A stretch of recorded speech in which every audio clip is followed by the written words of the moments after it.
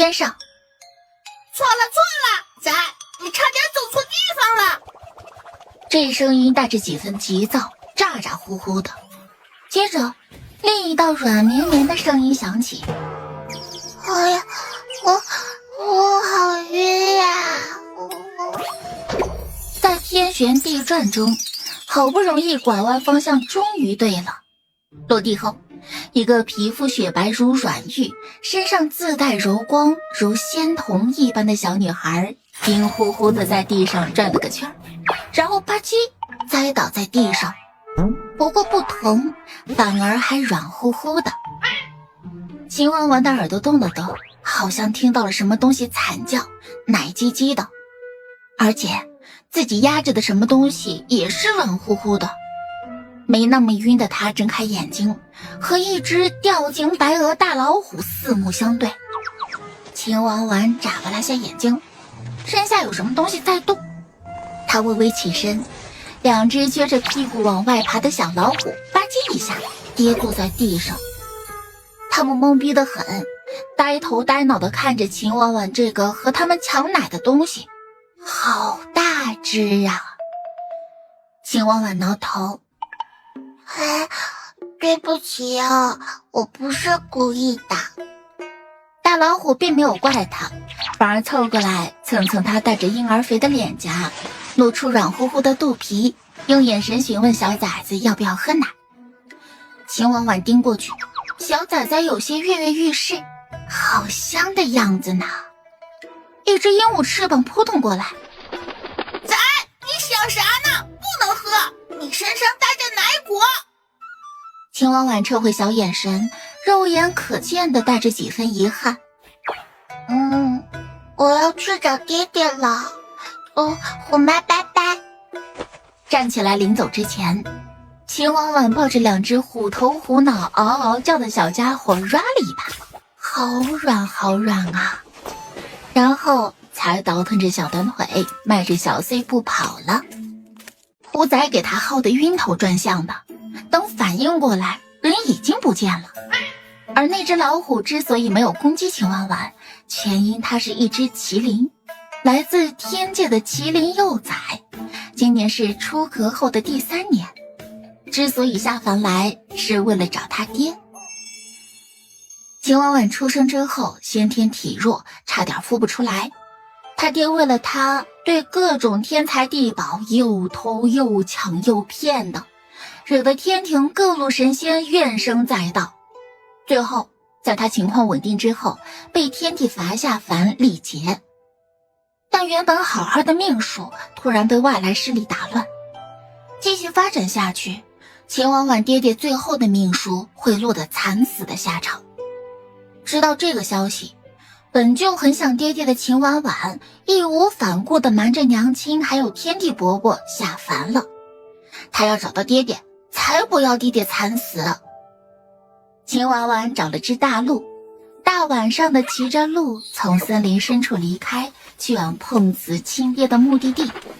仔，你这个爹爹是个大将军，要去镇守边关了，在这条路上蹲着，肯定能蹲到人。巴掌大小的胭脂色牡丹鹦鹉落到3岁的人类幼崽肩膀上，说话贼利索，都和人类差不多了。蹲在草丛后的小奶团子含含糊糊地应了声。从森林跑过来，他已经从一只漂亮的小奶团子变成了只脏兮兮的小花猫。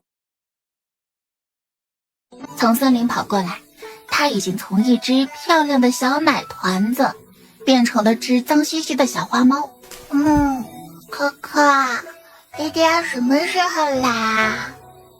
这样子可把他肩上的鹦鹉给心疼的不行。仔，再坚持一会儿，你爹马上就要到了。可可，我想睡觉。在可可的鼓励声中，秦婉婉努力了一下下，这一等就等到了下午。但从出生起就锦衣玉食的小家伙哪能受得了这个苦呢？终于阵阵马蹄声传来，迎着夕阳的余晖，带着种肃杀感。仔，你爹来了！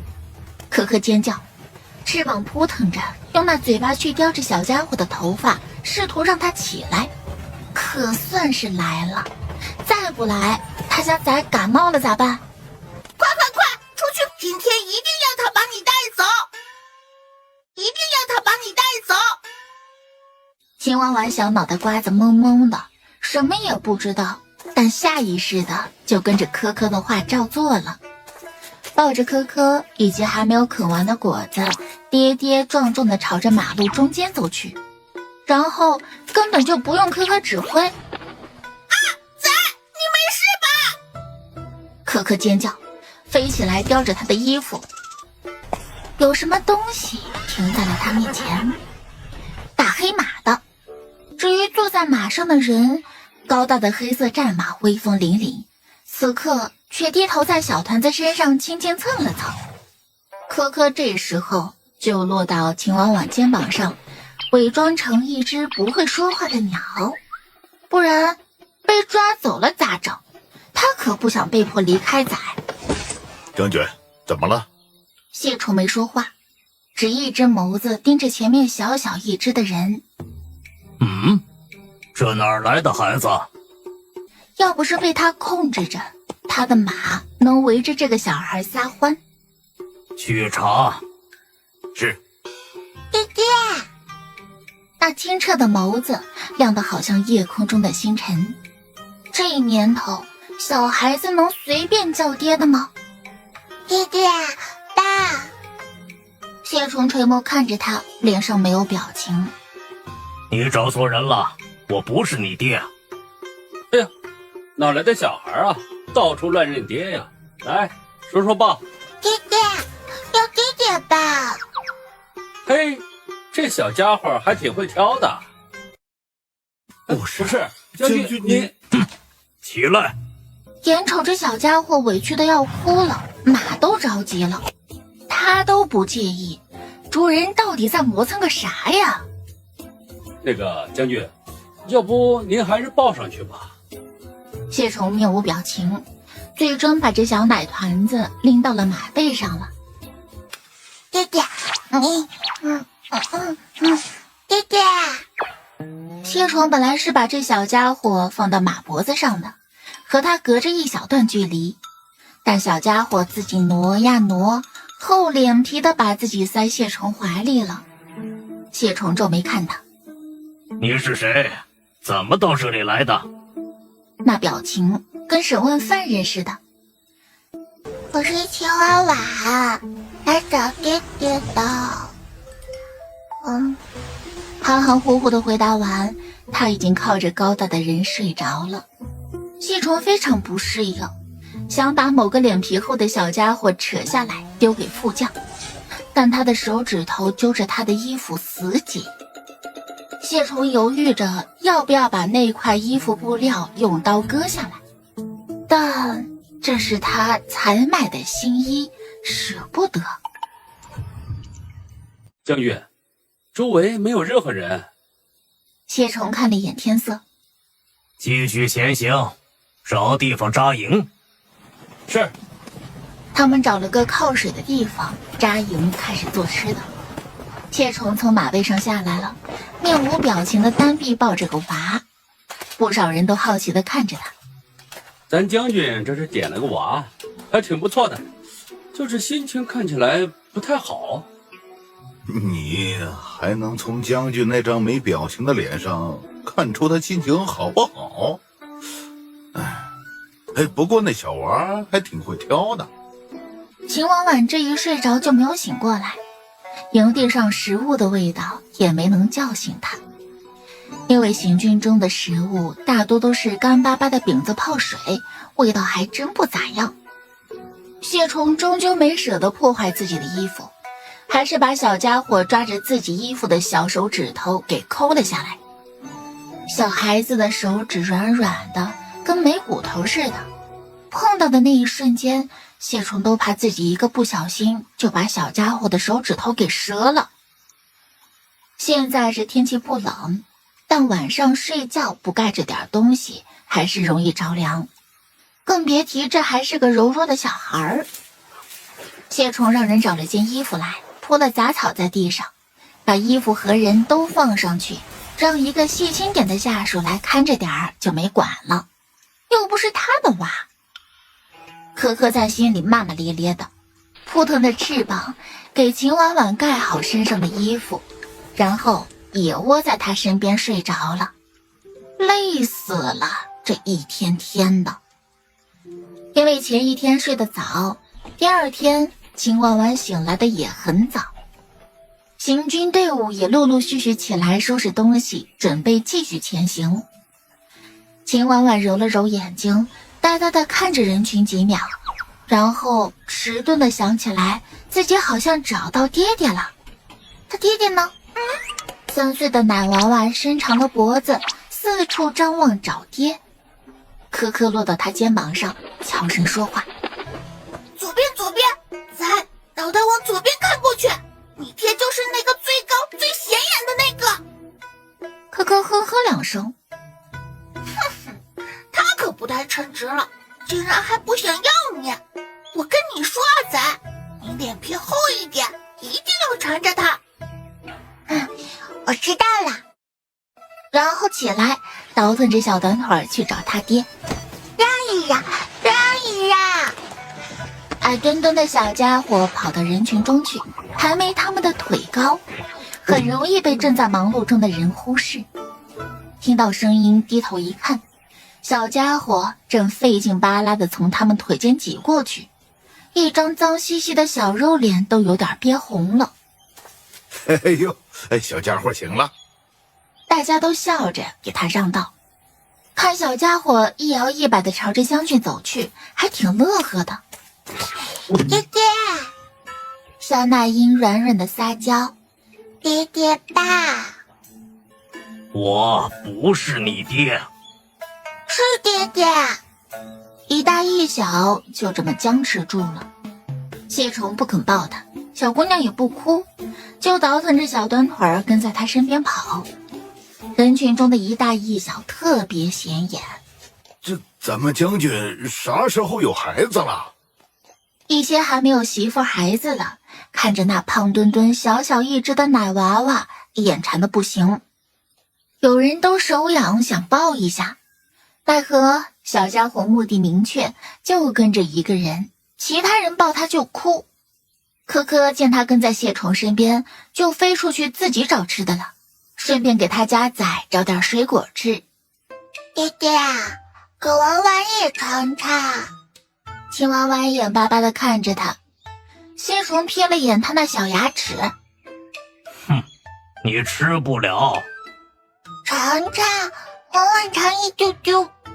我说了，你吃不了。秦婉婉可怜巴巴地呜咽2声。牙齿真疼。谢虫心里觉得小孩子是真麻烦呢，还笨。走，嘴巴张开。没松，等会儿就好了。哦，将军，粥煮好了。他们吃的都是硬邦邦的干粮，但是现在多了个小孩子，这干粮就吃不下了，特地给煮了粥。谢谢。缓过劲儿后，牙齿没那么疼了。小朋友很懂礼貌的道谢，但碗太烫了。秦婉婉看爹爹，谢虫很想假装没看见他的眼神。爹爹，碗烫。没关系，婉婉脸皮厚，却一点都不见外。爹爹拿着。有人给你端着，我没时间。爹爹，你拿着嘛。最后的最后，谢虫表情不太好看的拿着碗，小屁孩就站在他面前，小手拿着勺子，一点点的自己吃。爹爹吃。他用看小可怜的眼神看着谢虫，爹爹吃的那都是什么东东啊，牙齿都要咬掉了。不吃。他就不明白了，明明连大人都怕他冷脸的样子。谢虫不仅长得高大，面相看着也很凶，但其实他本就是属于硬朗的长相，浓眉星目，五官线条凌厉分明。他冷着脸的时候，别说小孩子了，狗都得夹着尾巴跑路。那些小孩看了他，更是哭得哇哇乱叫。这个小孩是怎么回事啊？不怕他算了，还叫他爹，还只会让他干活了，真是得寸进尺。爹爹吃。这次小姑娘十分倔强，不吃那就一直举着。爹爹，我往胳膊摔，疼。哼，自找的，放下去。爹爹吃一口，婉婉就放下了。蟹虫还是吃了，这小不点儿究竟哪里来的？也太折磨人了。科科飞回来了，还带来了一串果子给秦婉婉。蟹虫瞥了眼那鸟，竟然还懂得找食物。秦婉婉自己吃一个小果子，给科科一个，再给爹爹一个。别的人都他要果子，他一个都没给。他的果果也不多呀。队伍整装好之后上路了，蟹虫不想抱着秦婉婉，让其他人抱着。秦婉婉顿时就哭，哭得活像是被亲爹亲娘抛弃了一样，那个可怜呐，下属们都看不下去了。要不将军，您还是抱着他吧，我看他跟在您身边不哭不闹的，还是挺乖的。蟹虫寻思着，是不是自己杀孽太多，如今该他倒霉了。最终他还是伸出了手，没有说一句话，已经是他最后的倔强。队伍终于出发，秦婉婉坐在马背上，背后靠着爹爹的胸膛，坐没坐相。时间长了，他还有点坐不住，然后大眼珠子盯上马的鬃毛。秦婉婉小手指头揪着马的鬃毛，开始给编小辫子。对了，这一群糙汉不知道咋养孩子，到现在都没有给他洗脸，头发也有点乱糟糟的，朝着四面八方炸毛。爹爹，好热啊！爹爹，我渴了。从没照顾过小孩的大将军，只能把自己的兽皮水囊拿过来递给他。走，喝水。爹爹，你身上好热啊，不想挨着了。之前你怎么没嫌热？前面找个遮阴的地方休息。是。立马就有人快步往前跑去。很快，侍候回来了。将军，前面有处山林，不过那边也有山匪存在的痕迹。过去。山匪还敢抢他们天启军队不成？这时候，可可在他耳边小声道：“这边有恶贯满盈的黑虎寨，专门抢劫过路的商人，还有附近的村庄。你想办法让你爹去剿匪，到时候会有一部分的功德值落在你的身上，你就能开启商城买东西了。”看着麒麟仔落到凡间后吃的那都是些什么东西呀，还给热成了这个样子了。还好他和天道商量了下，能用功德值兑换一些东西。秦婉婉勉强支棱起了一丢丢。爹爹，打坏蛋！既然打那个什么债能有功德，那些人就是坏蛋。蟹虫不明所以，到了地方直接把小孩抱下来放在树荫下。谁是坏蛋？科科道。山匪！小家伙学蛇似的跟着道。山匪！蟹虫耳朵动了动，一双眸子鹰似的看向科科。科科一只翅膀举起来遮住鸟脸。完球喊出来了。蟹虫盯着科科。你这鸟挺特别呀。王婉举起科科给他看。娃娃好朋友。蟹虫知道乌鸦是会学蛇的，这种鸟应该也类似乌鸦，只不过长得要可爱漂亮些，和那些贵族养的金丝雀差不多。不过蟹虫对剿匪没有兴趣。别闹，没时间剿匪。说完，他就转身离开。他忙着呢，可没时间一直陪这个孩子。等谢虫没关注他们的时候，科科再次小声给钱万万支招。你就和他说，那山匪前段时间才抢劫了一个商队，寨子里有很多很多的钱。你这个爹是个爱财的死抠门鬼，别看他顶着大将军的名头，实际上鞋裤都穿成渔网了，缝缝补补都成大花裤衩子了，还舍不得丢呢。秦万万眨巴了下眼睛，小小的他脑袋瓜有点不太明白科科说的什么意思，于是小短腿儿追上爹爹，抱着他的大长腿，用稚嫩的小奶音天真的问：爹爹，什么是裤裤成渔网了？缝缝补补大花裤衩子？那一瞬间，谢虫停下了脚步，怀疑自己的秘密是不是被发现了。科科有点心虚，在秦婉婉肩膀上低头整理自己的翅膀，假装很忙的样子，仿佛这话不是他说的。不过谢虫的表情十分镇定，实际上就是摊着一张凶巴巴的脸。不知道，别问我。对上小孩那清澈纯真的眼神，谢虫心里有点虚。他瞒得那么好，不可能有人知道，更何况这小崽子。山匪有差多钱？一听到钱，谢虫脸上的表情虽然没有变，但是那眼睛都亮了。你说什么？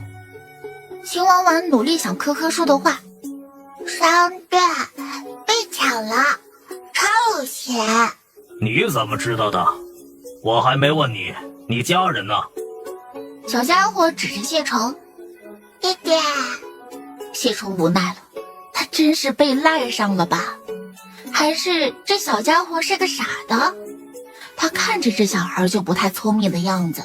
先不管了，他得找人去查看一下，这里是不是真的有商队被抢过，银子要紧。于是找来自己的下属，把秦婉婉塞给一个面白清秀的下属。看好他。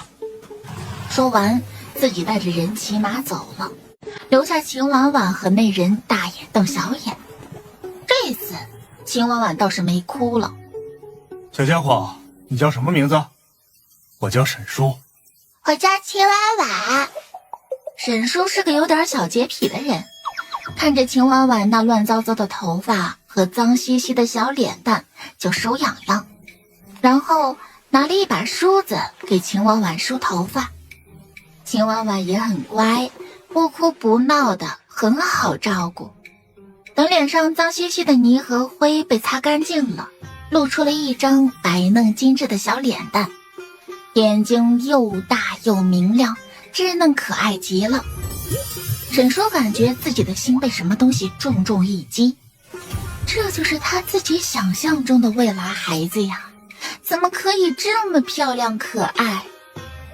等谢虫带着人重新回来，看到的就是一个带着草绿色漂亮花环，头发扎成2个小揪揪，小脸蛋儿干干净净，唇红齿白的粉雕玉琢的小姑娘，就像是这山间的小精灵一样可爱漂亮。怎么稍微一打扮就这么好看了？哎呦，这是谁家的小娃娃呀？这也太像个福娃娃了吧！其他人看着都狠狠地心动了，要是他们的女儿也长这样，肯定把啥好东西都给她。可惜他们现在身上没有什么可以送给小孩子的零食。一群糙汉子围着软软白白的奶团子稀罕了一阵，都坐下来开始商议剿匪事宜了。经过他们的探查，现在已经确定那边山匪打劫了过路的商队，而且把人杀了，胡乱地丢到那山坳里。他们过去的时候尸臭味熏天，除了那些商队的，还有一些穿着粗布衣的平民尸体。看来那群山匪可是杀了不少人。将军已经派斥候去打探这边的地形了，也让人去周边村子找人看看，能不能得到些关于山匪的消息。他们在说话的时候，秦婉婉就在周边晃悠。快到饭点了，秦婉婉扒拉草丛，从里面抓出来一双灰扑扑的兔子耳朵。科科疯狂赞美：我家仔就是最棒的。崽子在科科的彩虹屁中骄傲地昂首挺胸。那兔子面对他都没有逃跑，就任由小家伙两只小胖手抓着兔子耳朵，吭哧吭哧地拖着往谢虫那边过去。哎呦，哎呦，哎呦，爹爹吃肉肉。小姑娘抓着肥肥的兔子，气喘吁吁地过去。大家的目光都落到她身上，这一看都惊呆了。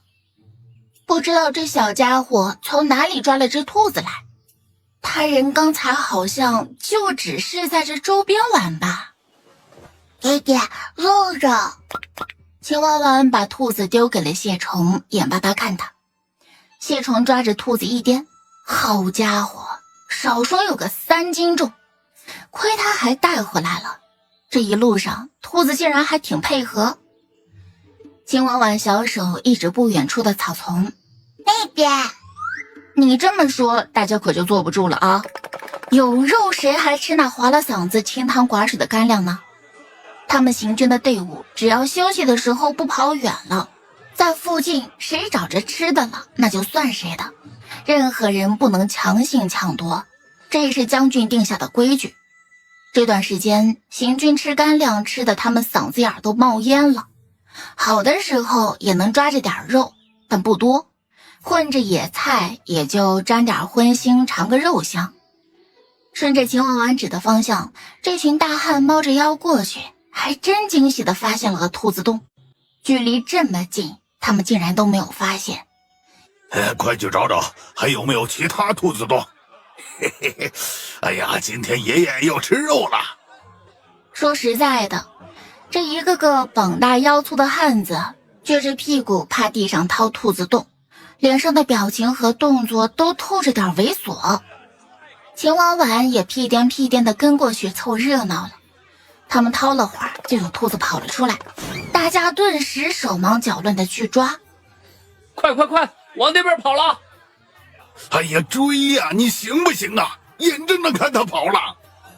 秦婉婉站在一棵树下，伸长了小脖子看热闹，看着他们为抓兔子，有时候两人撞到一起，头晕眼花，骂骂咧咧的，忍不住咯咯笑了起来，笑声稚嫩清脆，给这场面更是增添了几分热闹。忽然的，一只兔子慌不择路朝秦婉婉这边跑来，还笨得要死，直接撞他身边的树上去了。秦婉婉惊喜蹲下，小胖手一把抓住兔子耳朵，语气特别欢快地和自己爹爹分享：爹爹，肉肉，婉婉又抓到一只啦！其他正在抓兔子的人互相指责：瞅瞅，你们还没有一个小姑娘会抓呢。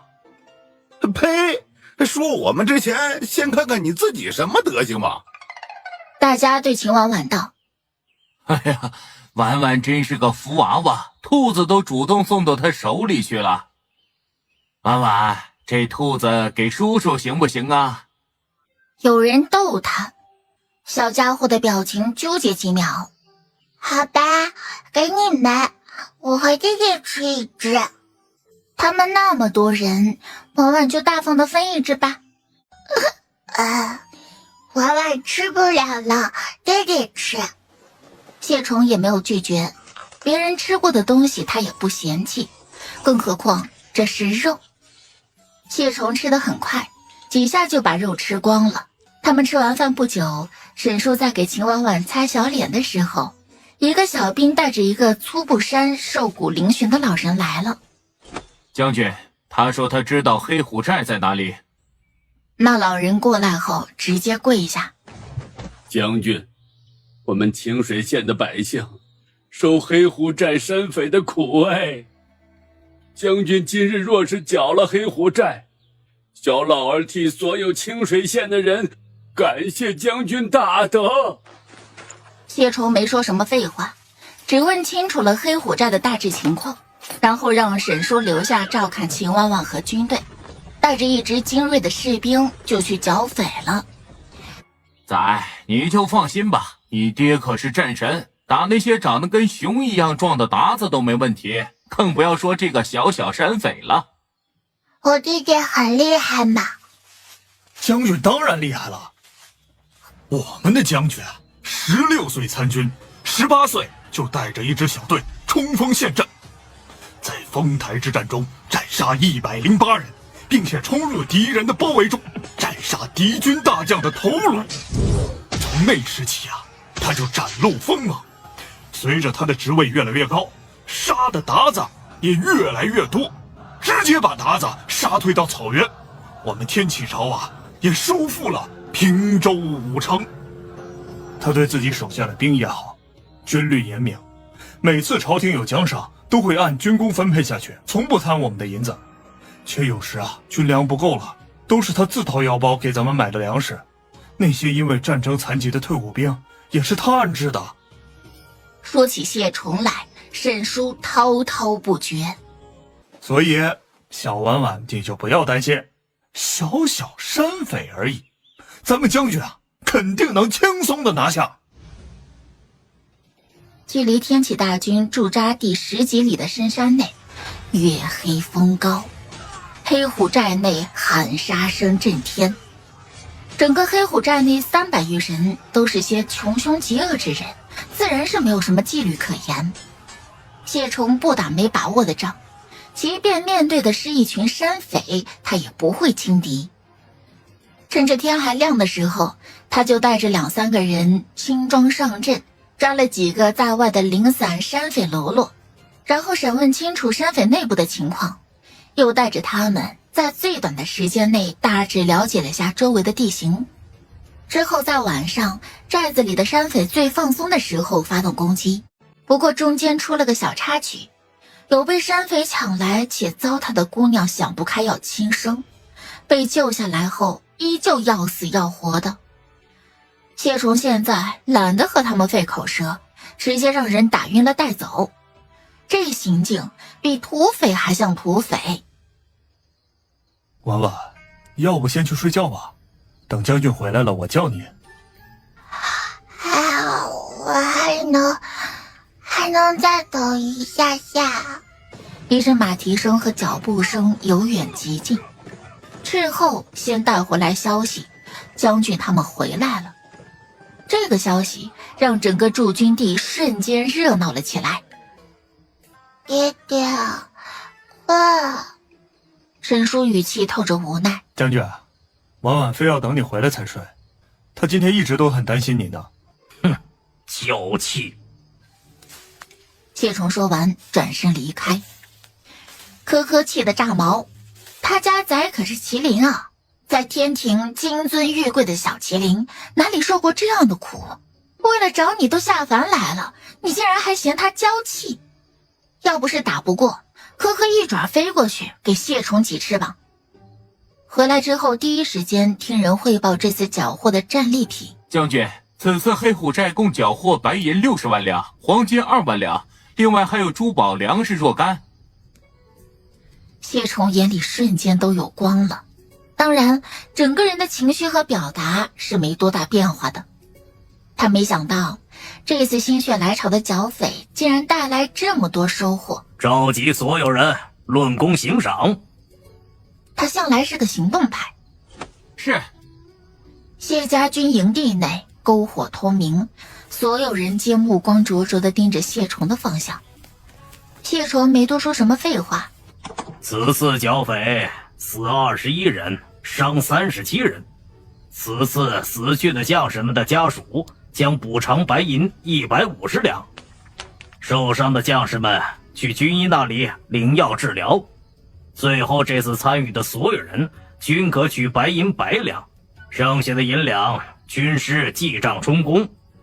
其余没有参与此次剿匪者，从黑虎寨带来的牲畜明日宰杀了庆祝。这一下所有人都欢呼了起来。秦婉婉都被这么大的声音给吵醒了，自个儿从帐篷里面爬了出来，然后茫然地找爹爹。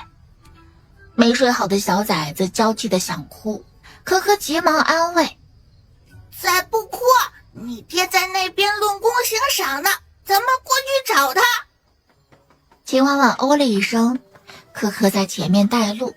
他带着一双红着眼睛的荷包蛋，委委屈屈地朝人群中走去。在热闹的氛围中，小崽子钻到人群中，差点没被挤成夹心饼干。可可在天上飞着都着急了，也顾不得伪装，扯着大嗓门叫唤：“让让，都让让！说你呢，没长眼的，眼瞎你没看见下面有人吗？”鸟说话了。谢虫也发现了这边的动静，直接大踏步走了过来。人群中矮的基本上看不见的小家伙终于被发现了。爹爹，不是在睡觉吗？怎么跑出来了？秦婉婉小胳膊抱着他的脖子不说话。谢虫的事情也忙完了，对所有人下令：就地休息，明天一早出发。说完抱着小孩离开。等等我！可可连忙扑腾着翅膀追上去。秦婉婉抱着他爹有安全感了，短暂的休息了一晚。第二天天色微亮，谢虫把怀里软趴趴的小家伙递给沈叔抱着，去处理昨天从山匪窝里救出来的人。该走的都走了，只一些已经没家可去的，以及一个不敢走的。那些姑娘暂且不说，谢虫面色不怎么好看的看着那少爷。你怎么不走？那少爷身上狼狈，但身上穿着的衣服料子看着还是很好的，一身细皮嫩肉的，一看日子就过得不错。将军，我家在安绥府城，你们的军队正好要经过那边，就顺便把我送过去吧。我的护卫全都死了，我一个人实在是不敢走。他哭丧着脸，而且我身上的盘缠都被山匪给抢光了。说着，他偷偷看了一眼谢虫。话说，那些被抢的东西都被这位搜刮了。谢虫冷冷地看着他，他凭本事在山匪手里抢的东西，还要他还回去不成？那绝对不可能。当然，我也不是白让将军送。等我到了安绥府，立马让我爹送上1万两银子当做感谢费。成交。一点都不拖拉的应下了，还让军师来弄了个欠条。这少爷也老老实实的签了名字。拿着欠条，谢虫这才满意的离开。那少爷总算松了口气，跟着这群人他可太有安全感了，最起码不会再被山匪抢了。爹爹，我要洗脸刷牙。我让人带你去。不要，爹爹给娃娃洗脸。说了多少遍了，我不是你爹。他连女人手都没牵过，哪来这么大个崽子？秦婉婉缠人的本事一般人根本受不住，撒娇，那漂亮的小脸蛋委屈起来，命都能给他。从哭唧唧到笑嘻嘻，仅用了1秒钟。行军队伍正好经过一条河流，谢虫带着小孩脱离了队伍，找了个水不深的地方。谢虫递给他一根柳枝刷牙，现在条件就这样。秦婉婉咬着柳枝，一张漂亮的小脸皱巴巴的。可可飞到他肩膀上，心疼。太遭罪了，再跟着你爹太遭罪了。昨天晚上已经暴露了，现在的科科是一点也不隐藏了。谢虫看了他一眼，既然遭罪，就带他离开。不离开。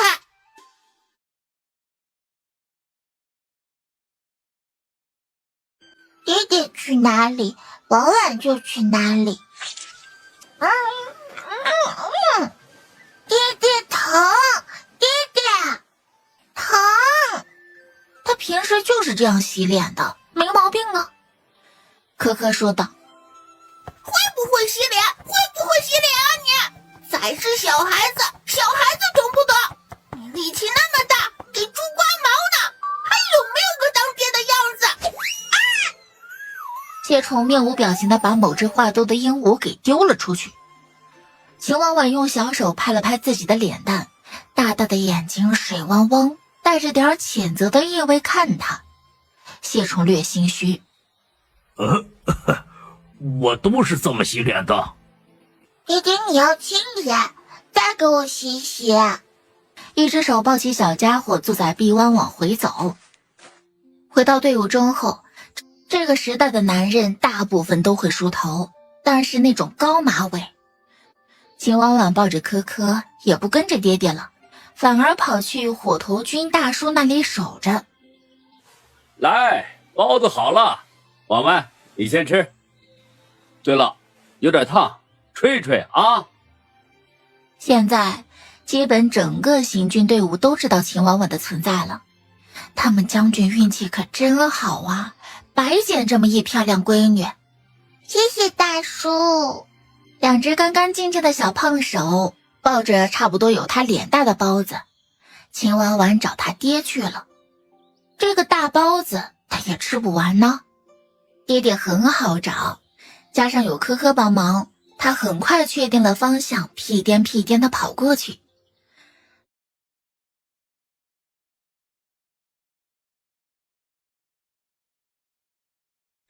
此时的谢崇正在解决之前从山匪手里救出来的那些女人。为什么拦着我？我已经没有家了，清白没了，家又回不去了，我还活着干什么？他们有家，但是被山匪劫走的姑娘回去之后是个什么下场，不用想也知道。他们有家却不能回。几个姑娘眼里只有麻木和绝望，没有半分被救的欣喜。秦婉婉安安静静地来到他爹身边，抱着啃了小缺口的大包子，一双大眼睛看着哭得厉害的人，眼里带着茫然。这是怎么了呀？为什么哭得这么凶？小家伙犹豫了2秒，把包子分开一点，小手举起来递给最近的那个女人。不哭不哭，吃饱饱的就不哭啦。小姑娘稚嫩的声音干净纯粹，奶声奶气地安慰着。那姑娘抬头看她，给你吃，这个可好吃了。秦婉婉举起手来凑到她嘴边，那小姑娘眼神呆呆的没动。大姐姐你快吃啊，吃了就不难受啦。虽然不知道他们为什么会难受，那姑娘惨笑着，最终还是吃下了放到嘴边的包子。秦婉婉拿着剩下的包子又去喂其他人，勤勤恳恳地在他们之间穿梭，软绵的带着安抚的声音时不时地传来，倒是真的让这群女人哭得没有那么伤心了。将军，这些女人要怎么办？谢崇最烦处理这种事情了，但也不能把人丢下。想到军营里那些单身的大小伙子，他道：你去找军师统计，咱们军队里有多少人不嫌弃这些姑娘，愿意和他们成亲的？那可就多了。虽然这个时代很多男人都注重女子的清白，但是这种情况其实普遍都是那些有钱有权的人家更关注的。普通老百姓，有的男人打一辈子光棍，连个女人都娶不起，更不要说军队这种全是男人的地方了。谢崇手底下10万战士，没有家的底层小兵就有好几万，想找媳妇儿都没地方找去。边关那地方女人少，连寡妇都没有，因为寡妇的行情也很好的。这些女人虽说吃了清白，但那都是女人呐，不说性情如何吧，一个个都长得不孬。这些女人要是愿意，能不能配个心目中的如意郎君不知道，但肯定是有愿意和他们好好过日子的。副将很快就去找军师去了。谢崇道：你们先跟着军队去边关，到时候要不要留下，随你们。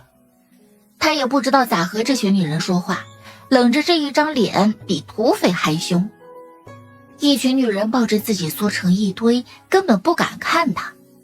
爹爹，包子没有啦。本来打算给爹爹留的，但是现在都被他给分完了。谢虫带着秦婉婉又去拿包子，小家伙直接让他爹掰成2半，他拿了小的那一半。一大一小坐在一起啃包子的画面还挺温馨的，不少人的视线都频频朝着他们看去，然后小声蛐蛐：哎呀，看不出来咱们将军其实也有温柔的时候。哎呦，不还是那没啥表情的脸？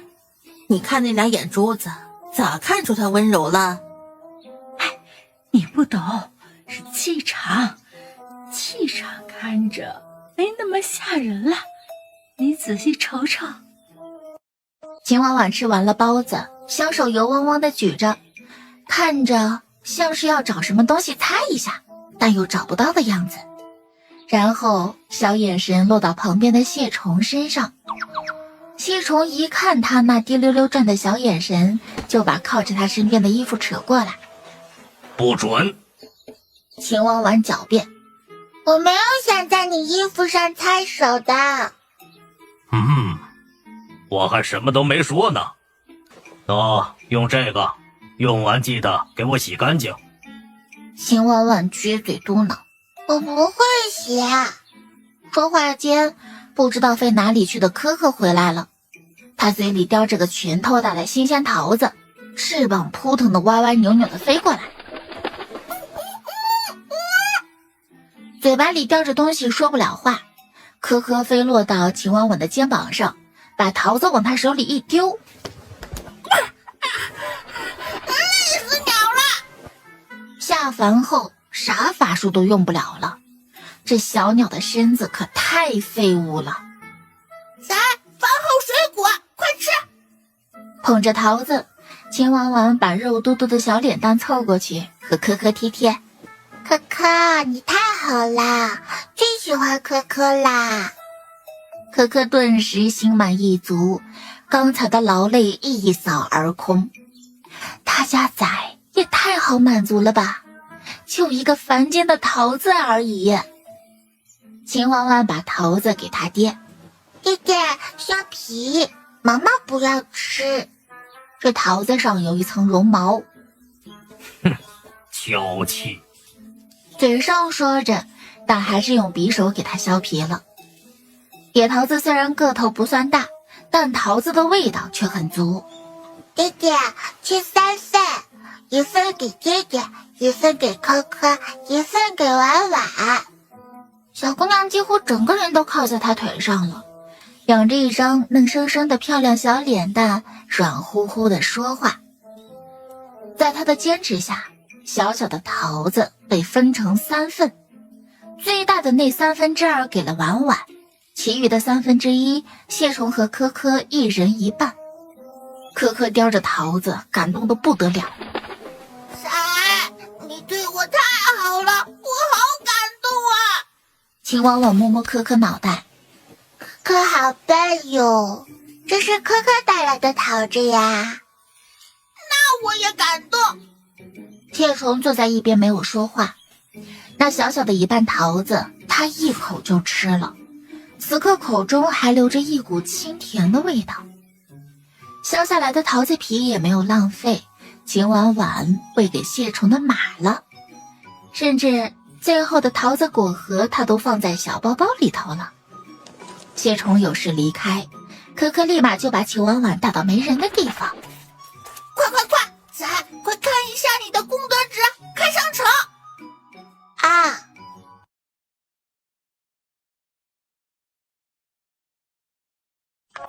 眨眼间，他面前出现了一个透明的，只有他和科科才能看见的投屏，上面显示他的功德值100，已经可以开启商城了。仔，快开启商城，我们看看天道都给你准备了些什么东西。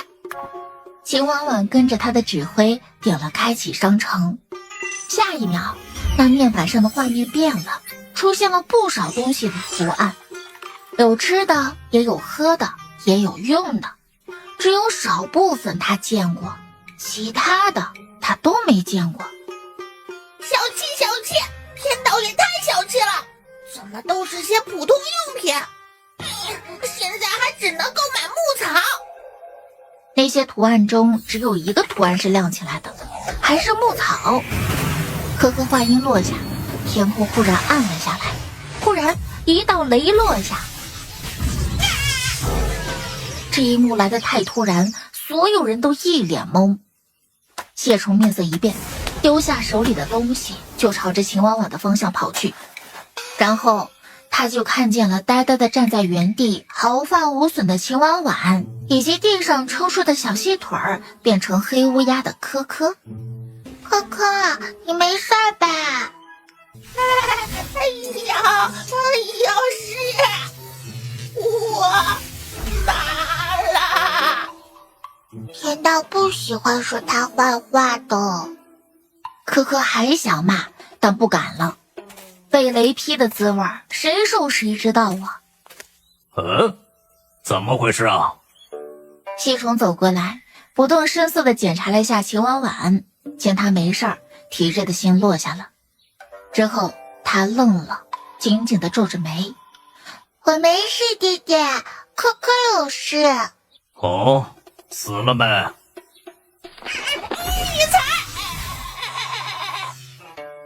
对上他那黑沉沉的眸子，又不敢说了。要死，谁都说不得。队伍又要继续出发了。秦婉婉和之前一样，和爹爹同坐一匹马。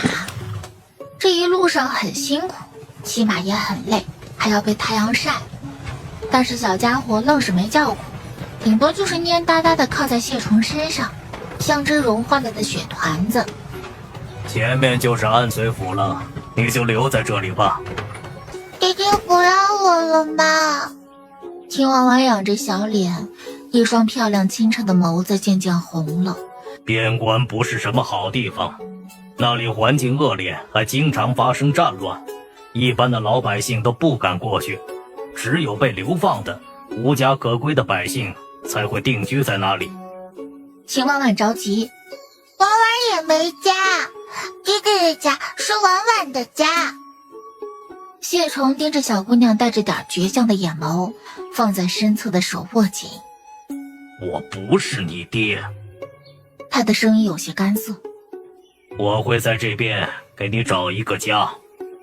他竟然有些舍不得了，这不是一件好事。他过着刀口上舔血的日子，说不定什么时候就死了。谢虫冷静地想着，如果真的把这小家伙收养了，自己死了，他又该怎么办呢？在边关那样的地方，一旦发生战争，死都是最好的结局了。我会给你找个不错的人收养你。我不要！抱着谢虫，两只手紧紧地抓着他的衣服，哭得小肩膀一抽一抽的。爹爹，爹爹，你别丢下我！婉婉不要新家，婉婉就要跟着你。周围的将士们看得眼睛都红了。这段时间，大家都把秦婉婉当成自家孩子照顾了，也很舍不得。但他们也知道将军的顾忌，边关那样的地方太苦了。眼看着秦婉婉哭得上气不接下气的，连那只会说话的鸟都哄不住了，大家也着急了。将军，要不还是把婉婉留下吧。说话的是沈叔。这段时间，秦婉婉的头发一直都是他梳的。婉婉很乖，和他们长途跋涉一点都不含苦，有时候找到好吃的东西了，还会分给他们。虽然第一个分的肯定是将军，分得多的也肯定是将军，但他真的像是大家的开心果一样。这一次，大家都感觉轻松快乐许多，他们也舍不得玩完。沈叔顶着将军那黑沉沉的眼神，硬着头皮道：“将军，婉婉她很依赖你，这么哭下去也不是办法呀。”秦婉婉一张小脸都哭红了，抽抽噎噎的，真担心下一秒她就会昏过去了。大不了我把我的一部分军饷拿出来养他。另一个长得和熊一样高壮的男人也急得站出来：“将军，俺没有家人，俺的军饷也给婉婉养他。”将军，我的也。谢崇看着他的亲信一个个都站了出来，说要养这小家伙，一时间心情有些复杂。将军，俺们这么多人，养得起婉婉。那就留下来吧。他的话音落下，所有人都笑了。婉婉，哎，不用哭了啊，你爹爹答应你留下来了。哎呀，咋哭得这么可怜呢？那个叔叔给你买糖去啊。爹爹真的不送走婉婉了吗？如果你不适应那边的环境，适应的，婉婉适应的。确定爹爹是真的不送走他了？坏爹爹，臭爹爹，坏爹爹，以后不准说不让婉婉了，要不然我会生气的，还哄不好的那种。婉婉好辛苦才找到爹爹的，爹爹不能不要我。谢崇愣了下，心口忽然一揪一揪的疼。他把低着头委屈的不行的小姑娘抱起来。好，以后都不说不要你了。